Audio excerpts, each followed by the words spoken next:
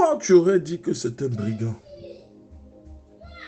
Mais il est parti dans les cieux. Après notre conversion, nous cherchons plutôt à nous rapprocher de ceux qui nous précèdent sur le chemin des disciples de Christ. C'est vrai, ce qui est tout à fait légitime.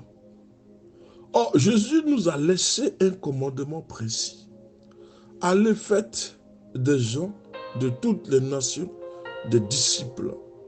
Baptisez-les au nom du Père, du Fils et de l'Esprit Saint. Enseignez-leur à garder tout ce que je vous ai demandé. Matthieu 28, verset 19 au verset 20. C'est un impératif, c'est un ordre. Allez, faites d'eux des nations. C'est un impératif, c'est un ordre. Mais toi qui rejettes tout le monde, est-ce que tu peux faire un disciple? Pose-toi la question. Toi qui rejettes tout le monde, toi qui critiques tout le monde, toi qui es l'autosuffisance incarnée, est-ce que tu peux faire un seul disciple? Je ne te demande pas d'en faire plusieurs, mais un seul. Parce que c'est un impératif, c'est un ordre. Matthieu 28, verset 19 au verset 20. Allez, faites des nations, faites des gens de toutes les nations, des disciples. Baptisez-les au nom du Père, du Fils, du Saint-Esprit. Enseignez-leur à garder tout ce que je vous ai recommandé. Est-ce que aujourd'hui, quand tu vois ta marche toi-même, avec ta conduite, est-ce que tu peux faire un disciple? Un disciple, pas plusieurs. Un disciple, est-ce que tu peux dire aujourd'hui, toi, que tu as mené une âme à la conversion? Une âme a-t-elle été convertie par toi? Non, tu ne peux pas. L'année est en train de finir. Mais est-ce que tu as converti une âme? Tu as parlé de Jésus à quelqu'un. Tu as fait sortir les gens des cachots et des terres arides. Non, parce que tu es trop orgueilleux, imbu de ta personne. Si nous voulons ressembler à Jésus de Nazareth, nous devons faire ce qu'il a fait. Et nous devons marcher dans les pas qu'il a tracés. Pourquoi sommes-nous donc si paralysés lorsqu'il s'agit de proclamer l'évangile? Quel obstacle nous empêche de nous rapprocher de ceux qui sont sans apparence, sans espérance, sans Dieu dans ce monde? La première chose, peut-être avons-nous oublié combien Dieu aime les pécheurs, quels qu'ils soient, où qu'ils soient. Jean 3, le verset 16. Un jour, le prophète Jonas, croyant échapper à l'appel divin d'aller prêcher aux habitants de Ninive, réputés pour leur cruauté, se trouva dans le port de Joppa. Parce qu'il n'a pas voulu aller, il a dit que c'est un peuple désobéissant. Mais Jonas savait que l'Éternel aussi était un Dieu compatissant. Même si c'est dans un village rempli de sorciers, si l'Éternel veut les transformer, il les transformera. C'est pourquoi lorsque Jonas est sorti du ventre, il a parlé aux Ninivites. Jonas a dit, Seigneur, je savais pour moi que tu peux les pardonner parce que tu es un Dieu d'amour. Tu n'es pas comme nous. Tu es un Dieu au cœur vraiment rempli de compassion. Tu as sauvé les Ninivites.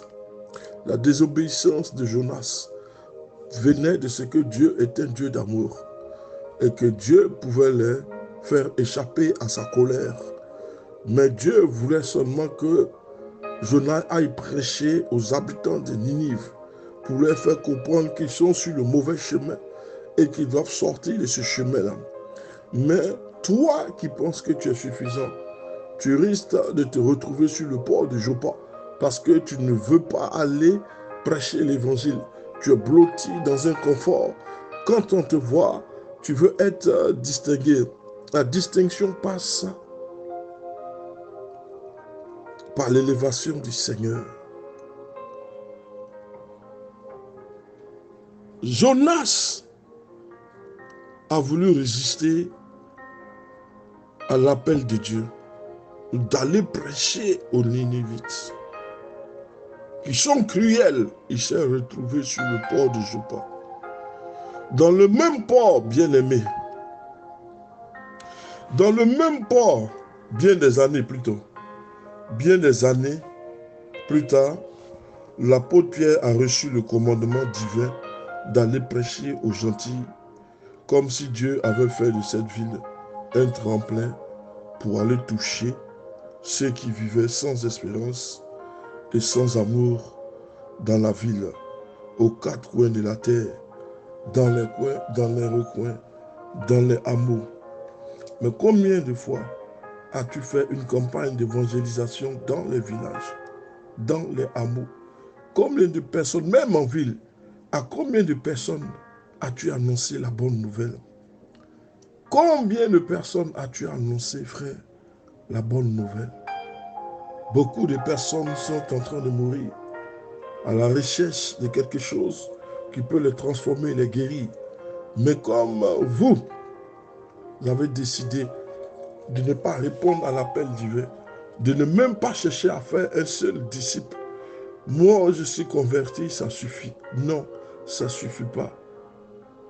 Regardez la plupart des apôtres et des hommes de Dieu qui ont été appelés de Dieu. Ils ne se sont pas appuyés sur leur prophétie, leur ministère prophétique, sur leur ministère d'évangéliste. Lorsque l'appel de Dieu est sur toi, la mission vient automatiquement. Alors, tu te lèves pour aller annoncer la bonne nouvelle, afin que beaucoup d'hommes sortent des prisons et des cachots. Fais-toi aujourd'hui l'ami des pécheurs. Dieu envoie Pierre, de la même manière il a envoyé Jonas pour aller prêcher l'évangile et de faire de toutes les nations des disciples, d'aller toucher les peuples qui parfois sont plus difficiles. Le cœur de Dieu souffre de voir toutes ces foules qui sont lassées, qui sont abattues comme des moutons qui n'ont pas de berger. Matthieu 9, le verset 36. Et vous et nous, notre cœur souffre-t-il aussi de la même manière de voir qu'il y a beaucoup de brebis qui sont en perdition. Mais qu'est-ce que nous faisons? Nous rejetons le malheureux, nous rejetons le pauvre, nous choisissons nos amis. Regardez la démarche que vous avez. Est-elle calquée sur le modèle de Christ? Non, je ne crois pas. Il est temps de nous lever et d'aller annoncer la bonne nouvelle, plutôt que de nous accrocher à des choses viles qui ne font même pas de nous des serviteurs. Que Dieu nous bénisse.